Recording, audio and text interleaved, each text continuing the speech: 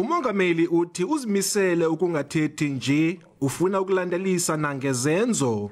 Uthi izitsholo zorhwaphilizo ezijoliswe kumphathiswa wezempilo uyaziqwalasela. I had a discussion with the minister and he is operating fully and completely on this matter.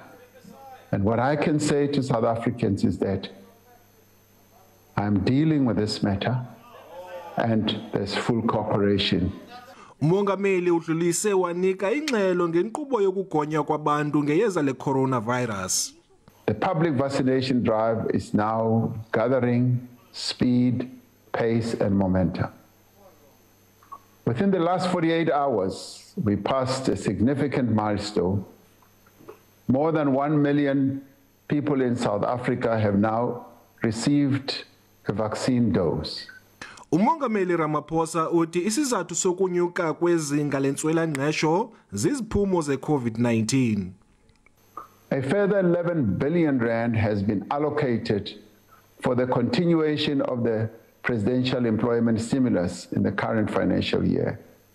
Now, critical to the success of the employment stimulus has been the work of the newly established Project Management Office in the Presidency.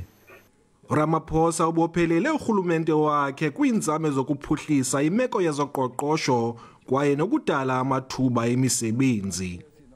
Umengameli ugxijwe kanobomu ngamaqela aphikisayo. Le mibutho ifuna umengameli Ramaphosa ajongane ngqo nale ngxaki yokucima-cima kombane kwaye aphinde anyuse izinga nenani labantu abagonywayo. Fighting fraud and corruption is one of our manifesto's priorities as the ANC. And we don't wait for the electioneering period or time to talk about corruption. It's acted upon. Mr. President, I have one simple question which you simply cannot get away from in this debate. Are you comfortable with having a health minister who is accused, along with his family, of benefiting from an irregular digital vibes contract worth 150 million rand? Yes or no?